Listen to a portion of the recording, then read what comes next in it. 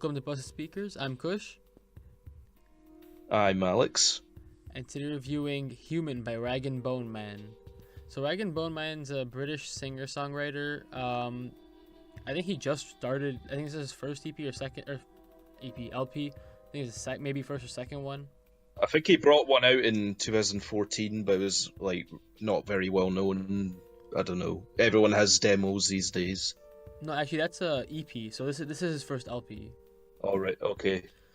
and it's been charting like crazy in Europe. First, second, third. It's pretty impressive. And Yeah. well, personally, I like the song "Humans." I like that song. That was stuck in my head for a couple days, and there are a couple other songs that were pretty decent that I liked, but a lot of it just felt like he was trying to be a Sam Smith type character, someone with a very emotive voice, with a very strong and powerful voice. But I felt like he overdid it to the point. I mean, Sam Smith has the same problem that they overdo this sort of this style of singing, and it becomes repetitive and it loses the emotion. I think that's why like bands like Radiohead are still so popular, because they don't overuse that emotive side, and when they do use it, it actually pulls strings at the listener. I think the emotion that he was giving to the music kind of wore down after a couple songs for me. Yeah, because he uses it on basically all of them. Well, Ragged Bone Man has become like the first breakout star of 2017 in the UK, even though I think Human charted in December 2016. This album charted at #1 in the album charts, so I'll be seeing it whenever I go to some record store, or even just a grocery store. If I go to the CD section, I'll see it for probably 6 months, and I probably don't. I don't want to really, because it wasn't the best album ever. But I started hearing the song "Human." It became like a weird crossover soul pop hit that got played on rock stations, smooth listening stations, and like the commercial pop stations. So whenever there's a song like that, like X's and O's by Elkin or Take Me to Church by Hosier, I think they're the last two, maybe. I can't remember any in 2015, 16 specifically. That's what led me to this guy, because I wanted to know, because usually there's something more to them, and I wanted to try him out because it's a decent song and it breaks up the normal pop of EDM pop of the radio and the boring R&B. Some of that's okay, but not this. But do you want to talk about the album cover and how it's like not good at all? Well, it'll be on the video, but the album cover, I didn't really understand it. He's like sitting there, and he's like, so when I saw it, I thought he was gonna be some sort of like metalcore artist, something more, I know, yeah. something, because he had like piercings and a big beard and tattoos, and I was convinced it's gonna be maybe metalcore or some, like maybe like he's looking like a Action Bronson type rapper. Did not expect soul or blues sort of music from him, but Yeah. I mean, I'm not here to judge. Anyone can sing anything, but I just didn't really enjoy what he was doing here. I also listened to the deluxe edition, which I didn't realize I was listening to. Oh, yeah, Because I did not bother with the deluxe edition, trust me. there's like 7 extra tracks. Like, really? That's kind of excessive for deluxe. I would think. Well, if you're a big fan, the thing is the deluxe edition's like the same as the normal edition. It's on one CD. It's not 2 extra discs of bonus content. Not that I'd want that. God. Well, But the first single he released is actually a deluxe bonus track. It's not even on his album. yeah, well, I don't even know that one unless I know it without knowing it's by him. I'm sorry that you had to listen to the deluxe. I mean, Spotify should probably sort that out. Or I know it's probably costed them more to list single and deluxe, but I think there should be like a different section. Like, just maybe it does play to it automatically, but it's like starts at 1 again, maybe. The track listing for the deluxe part of it, maybe. Yeah, I mean, it's not that big of a deal, but like, so with the actual album, I think a lot of songs have different unique things going for them. I think there's a lot of songs, like I like the song Arrow. Arrow was kind of cool because of the Western style beat. Yeah. There's a couple. I mean, there's a couple songs on here that were just pretty decent. Like Skin was okay. Bitter End was, Bitter End was probably one of my less favorite ones because it sounded like a Brantley Gilbert song, and you know how we feel about him. Yeah, we that's well documented. And then Be the Man was kind of forgettable, and he put an EDM beat on his soul voice, and I didn't get it. Yeah, I know. I was saying that like, it's like I thought the opening of that was interesting because it's like a IDM. I think IDM's that means like Aphex Twin Autekra. That's the vibes I was getting. Like not even EDM. That's weird. I think it was unintentionally like that. The piano sounded minimal enough to give me that vibe. Do you want to talk about the song "Human" first, because that's probably the one we both like the most? Yeah, so I liked it. It was a catchy song. I mean, there wasn't really like anything like super deep meaning. I mean, lyrics were kind of okay, but you don't really expect much from that. And it was catchy, slightly repetitive, but I think that his for an intro track, his burly voice and just there's a clapping and you can hear like chains clanking in the background. Yeah. I think it's rather interesting for a first song, and I thought that this is going to be a unique and cool album. But the rest of the songs were kind of just really boring versions of that first song. So you can see why he was a hit in Europe with this. Yeah, makes sense. Yeah, but I could also see him being like a one-hit wonder single wise, because if this is like way more dynamic and interesting than the others. And the guys who say "hey," I don't know why that's become a thing, but that he's a. We're just making it like the same guy when it's obviously millions of different backing vocalists. He's here, and it's the whole way through, like yeah, and it's omnipresent. But I swear that's what gave it a big pull commercially, in a way. Just that guy saying yeah in the background. I mean, that's in somewhat. every popular song nowadays. So it's like radio people said, "Oh, Rag and Bone Man, this will be something boring or whatever," and then they hear the guy who says, "Yeah, hey," and there you go on the radio. That's what we need. So I think the cool bass groove carries the song as well. So it's pretty rare for songs these days. I think maybe the next song, "Innocent Man," was like a rewrite of "Human." Did you feel like that? I felt like a lot of songs on this were rewrites of Human, at least in But this one specifically, like lyric wise as well, because Human's him trying to defend himself against accusations that he's only human and everything can't be his fault, and if it is, he's only human.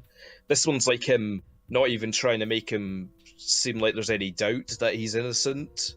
He's like, what has he done that makes people judge him all the time that he's innocent? It's a better lyrical content than low-grade romantic love songs that seems to be like 75% of lyrics in any form of music. But, maybe it's low register enough to appeal to fans of the first song and maybe chart again in the UK and Europe. It's still technically decent, but I just don't like whenever there's an album you'll buy for one song, Human in this case, and then the second song's like the same thing. It just shows. When I heard that, I just knew like this wasn't going to be a very interesting album.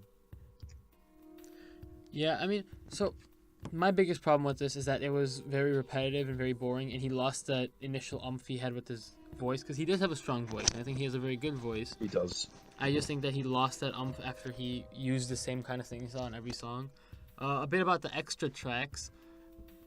They're all unnecessary. Yeah. There's nothing new in them. God. They're a lot longer than the actual tracks.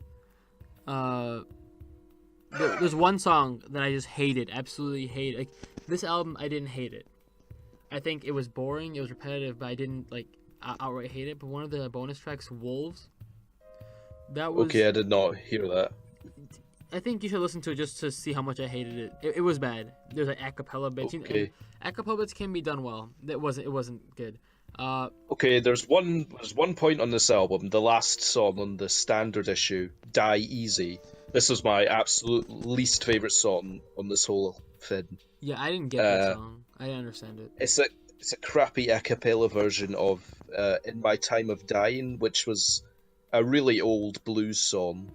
Because this album's listed as soul blues on Wikipedia, and this is the only time there's ever any blues influence on the album. So it's the a cappella version of "In My Time of Dying," which is an old blues folk song that I don't think anyone knows the writer of. Bob Dylan did a version on his debut, which is pretty good, but Led Zeppelin in 1975 made an epic 11-minute version of this, like completely disorganizing the original song to 11 minutes. Amazing guitar solos, everything. So it's not that he wrecked a Led Zeppelin classic, because it's just he even wrecked like the Bob Dylan folk version, because I don't actually like this guy's voice very much. He's talented, but there's something annoying about it to me. I don't didn't know think that. I don't know what it is. I think this guy needs decent instruments for his vocal shortcomings, and I felt like he had a few, even though he is talented. I'll give him that. I just think this badly exposes him, and I just don't like this in any way. And I don't think he's even given the songwriters any royalties, because I think it's beyond where it becomes into public domain, I'm pretty sure. So I don't like that song at all. Everything else was at least okay, I'd say. Yeah, I think he needs instruments. I didn't like the acapella bit on that song, but I don't think I hated it because it was still kind of unique and interesting because of what the rest of the songs were. Another song that was just awful was "As You Are," the one before it. Oh, yeah, That pretty one, bad. it sounds boring because I feel like he's also bored of his own sound, Yeah, and I don't blame him. it's just and the same problem with the song "Ego," where it sounds like a production something Bruno Mars would sing over, and the production is lively, but his voice is bland, and there's not, and he sounds boring on that one too. I didn't mind Ego because that had like a almost jazz pop vibe, because it had a lot of sax. Maybe he did that because he needed to give it an extra push because it was boring, but it's pretty cheesy. And that had a rapped bit, if you remember. Yeah, I don't like him rapping. He has a whole rap for Yeah. bonus song. Oh well, I'm glad I didn't hear that. And it's UK hip hop, or mainly grime, can be very good. I like But grime. I that like grime was music. I just didn't enjoy him as a rapper. Yeah, same. Um, okay, love you any less. That made me laugh because the first lyric, "Sunlight is too much for you to bear," and I just imagined him on the album cover where he's like in a dingy, dark, dismal, like underground-looking area, and it's like he can't bear the sunlight. He's in some underground place where it looks like the sunlight physically hurts him. That made me laugh.